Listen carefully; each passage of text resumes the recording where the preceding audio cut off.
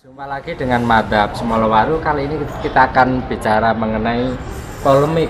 Apakah EDM itu termasuk disebut musik ataukah disebut keterampilan elektronika? Untuk itu kita datangkan narasumber yang pecinta berat musik genre EDM. Kita ikuti pendapatnya.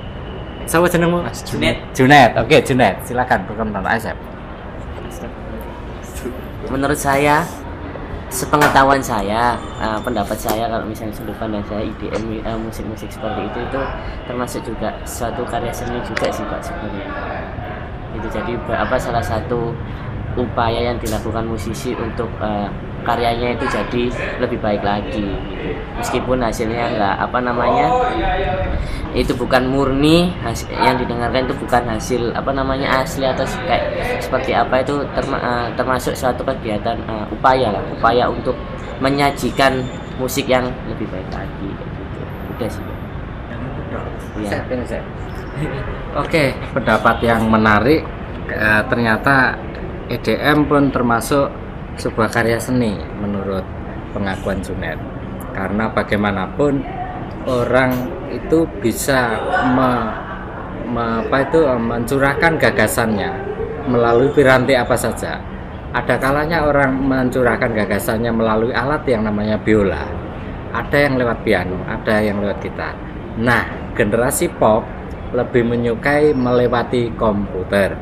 Bagaimana pendapat dari orang yang penggemar musik punk rock? Kita ikuti ulasan berikut. Ini bahas EDM, Pak. Iya. Kalau EDM itu kalau menurut saya, kalau disebut musisi ya, saya kurang sreg. Menurut saya EDM kan dia mengkompos dari beberapa lagu yang sudah jadi. Saya lebih suka nyebutnya komposer. Menggabung-gabungkan gitu. Ya itu aja. Berarti meskipun dia tidak punya kemampuan menggunakan instrumen musik, selama gagasannya bisa melahirkan komposisi, maka orang itu pun layak disebut komposer, meskipun belum tentu musisi. Begitu maksudnya. Iya. Nah, menurut Anda, apakah ini memudahkan orang-orang yang tidak tahu musik, orang yang buta nada, dengan dibantu oleh komputer sehingga dia tahu ada nada do re mi dan seterusnya, lalu dirakit? Kalau itu kemudian menghasilkan sesuatu yang indah, kenapa tidak? Nah, nyatanya ini orangnya padahal orang buta nada. Menurut Anda gimana? Kalau dikatakan buta nada itu seharusnya nggak buta nada, Pak. Gimana? Dia kan referensi musik kan juga banyak. Dia memilah-milah nada yang tepat untuk dikompos menjadi satu karya yang lebih baik menurut dia sendiri. Menurut dia sendiri. Ini menurut penikmatnya. Gimana menurut kaum EDM? Saya bukan kaum EDM sih Pak. Saya hanya penikmat musik. Jadi kalau menurut saya ya pasti seorang komposer itu juga memahami nada, pastinya dia juga mungkin dia juga salah satu itu sih Pak, pemusik atau pemusisi yang mungkin aja bisa aja karena zamannya sekarang itu semua digital, lebih banyak digital, itu jadi mereka beralih mungkin dari segmentasi mana sih yang paling laku, mungkin di musik EDM juga. Itu salah satu bentuk karya itu tadi kan, menggabungkan alur musik. Kayak salah satunya ada teman saya di PTC, jadi dia itu berkarya itu hanya untuk menghasilkan musik-musik seperti itu, cover seperti itu dari digital itu tadi, di combine seperti apa gitu. Salah satu contoh realnya itu seperti kayak ada teman saya vokalis namanya Bram Putra, itu di naungin sama dia, jadi featuring dia nyanyi sama di di itu tadi, di improve sama si komposer itu tadi. Ya akhirnya dia berkarya di situ, akhirnya dijual laku, dapat uang. Ya mungkin itu tergantung tujuannya aja sih Pak. Tapi kalau misalnya disebut pemusisi atau Musisi masih bisa sih. Iya Mas, enggak ya? Lo jangan ragu kalau memang dia musisi katakan, kalau dia tidak juga katakan. Iya, dia musisi sih Mas. Dia musisi. Dulunya dia musisi. Cuman beralih ke elektronik digital. Karena lebih mudah. Lebih mudah ya, memudahkan. Oke. Baik, ini bicara ideologi bermusik ya. Sejak perkembangan synthesizer, lalu kemudian menjadi MIDI dan sekarang menjadi IDM, makin memudahkan manusia dalam meracik komposisi nada. Nah, cuman timbul persoalan atau pertanyaan di sana. Apa bedanya musisi dengan orang yang tidak paham musik, tetapi keduanya sama-sama melahirkan karya? Pasar tidak mau tahu semua itu. Nah, sekarang kita ke pasar. Ini ada orang komunikasi pemasaran nih. Kenapa EDM lebih digandrungi pasar ketimbang musik-musik yang mereka katakan apa jadul lah? Gitu. Ya karena nama dulu. Oh, nama saya Firman Wicaksono. Oke. Ya karena musik EDM kan otomatis kan musik yang terbaru. Jadi kan anak-anak muda kan suka musik-musik yang energik kayak EDM seperti itu. Mungkin ditambah dengan berjoget-joget kayak barat lah seperti itu. Jadi anak-anak muda mungkin lebih menggandrungi yang musik-musik yang modern seperti itu daripada musik-musik yang nggak pakai alat-alat yang biasa seperti yang dimainkan para musisi-musisi segitu. Apakah itu berarti indikator bahwa sebenarnya pasar itu tidak ngerti musik tetapi punya selera? Gimana? Kalau pasar sih tergantung yang digandrungi. Kalau pasar itu selera. Jadi ya selera aja. Jadi kalau memang itu musik yang harus main gitar, yang itu nggak ada pangsa pasarnya kan, yang pasar kan yang mencari uang kan. Jadi kan kemungkinan besar pihak yang mengadakan label rekaman otomatis akan menggait yang mudah digandrungi anak-anak muda sekarang. Oke, berarti ada perubahan sikap yang tadinya idealisme untuk mengusung ideologi mereka dalam bermusik atau berkarya, telah ada perubahan orientasi dari karya yang idealis ke arah karya yang kapitalis ya, karya yang menghasilkan profit benefit. Ini kita ke orang niaga. Sep, gimana menurutmu ini? Yes, gimana? Aku gak ngerti musik ya Pak ya. Pasar. Kenapa EDM itu lebih menghasilkan uang ketimbang musik, misalnya musik punk rock atau musik jazz misalnya? Pak. Saya tanya EDM ku apa Pak? Elektronik digital musik. Elektronik digital musik contohnya Pak. Nah, contohnya shake. NDX itu ada unsur EDM-nya loh ya. Nah, berarti musik diciptakan oleh elektronik ya. Anak-anak muda Jogja itu loh yang ngarang Semar Mesem. Nah, itu mengandung EDM di dalamnya.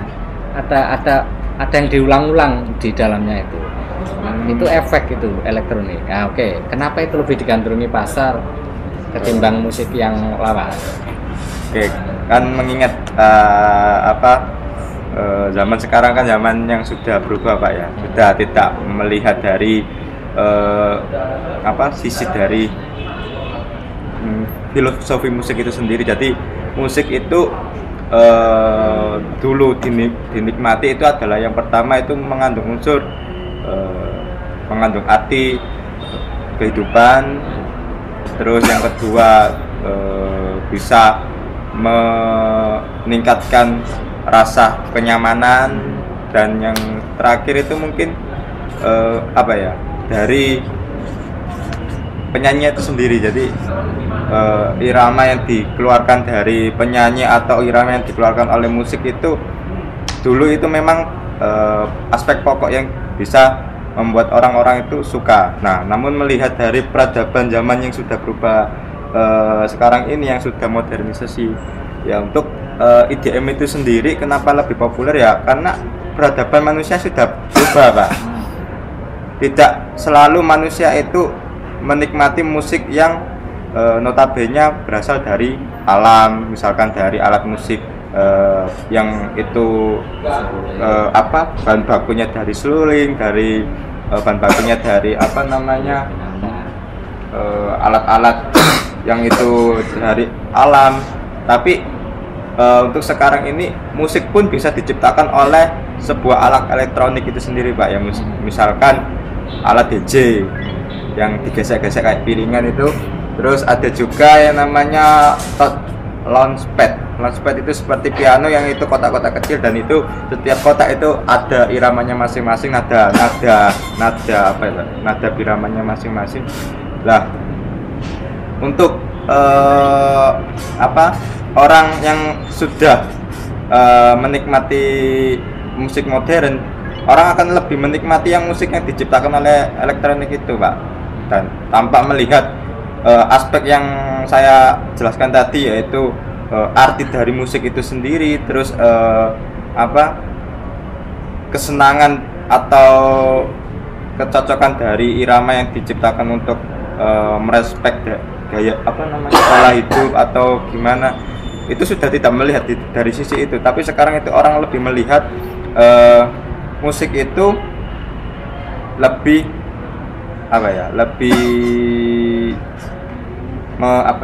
merujuk ke penciptanya siapa, terus pengarangnya siapa, terus yang memainkan musik itu siapa. Lah, orang lebih melihat musik di sekarang ini contohnya seperti DJ Nuna, DJ siapa itu kan, orang tidak melihat musik itu artinya apa ya, yang dibunyikan itu seperti apa ya, tapi melihat dari penyanyi yang memainkan itu kan, orangnya cantik, orangnya seksi. Jadi orangnya itu sudah berubah sudut pandangnya mengenai musik. Nah, untuk pasarannya sendiri, kalau peradaban manusia sudah berubah, ya pasaran musik otomatis juga berubah, Pak. Tidak bisa orang itu dipaksakan untuk menikmati musik yang lahirnya dari alam, yang diciptakan dari suara-suara alam seperti zaman dahulu. Tapi untuk sekarang ini mungkin semua orang ya, dari anak kecil pun sampai orang dewasa itu sudah menggandrungi musik-musiknya itu asal usulnya dari alat elektronik itu sendiri. Ya, itulah melihat siapa pengarangnya, siapa yang memainkannya, cantiknya seperti apa, gantengnya seperti apa, terus musik itu alirannya apa. Ya cuma itu saja, Pak.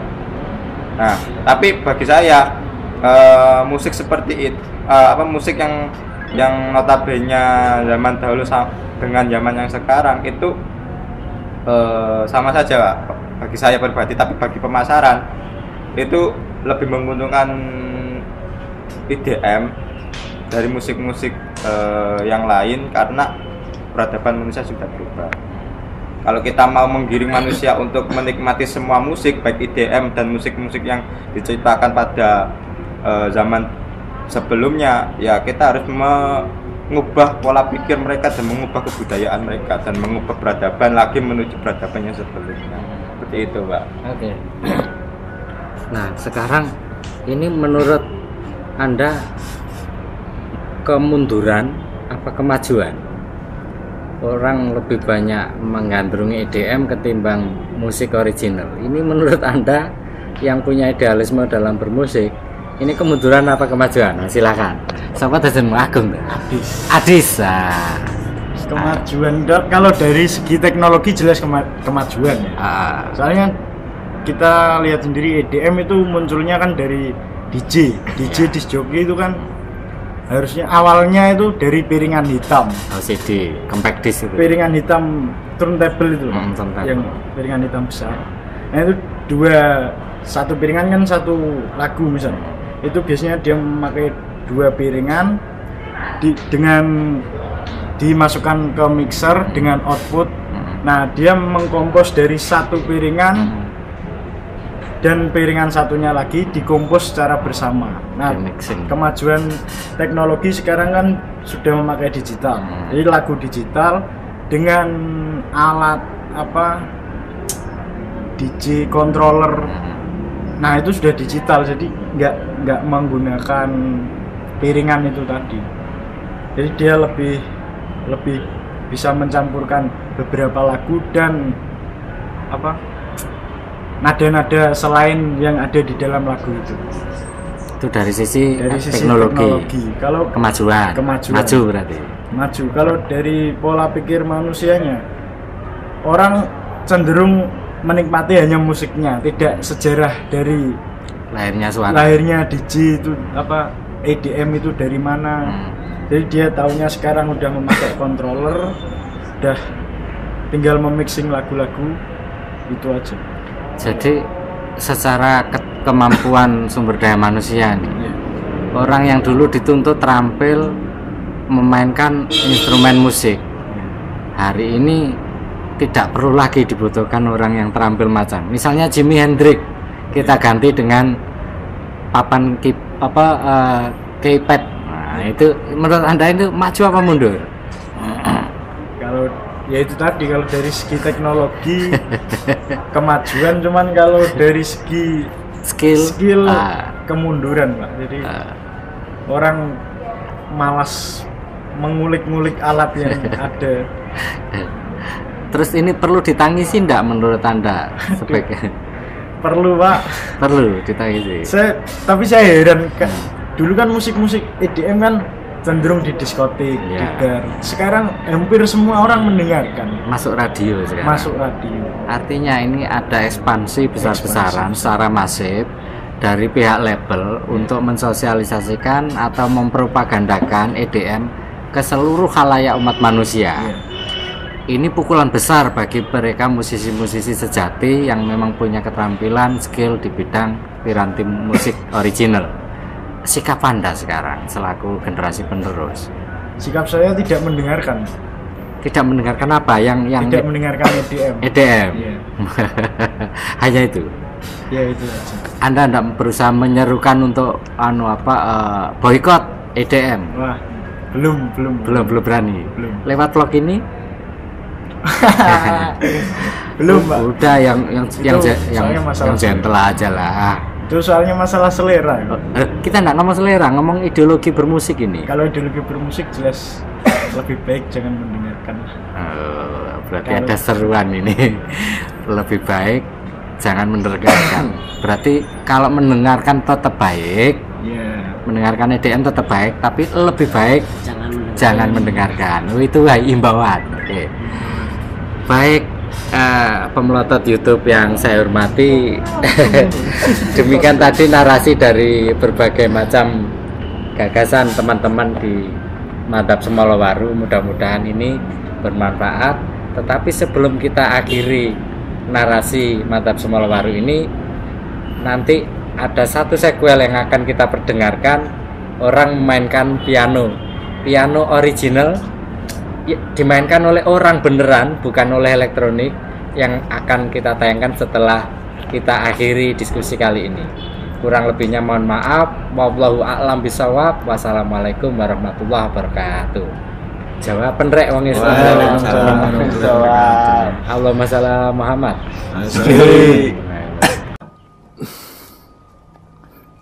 Richard Clayderman.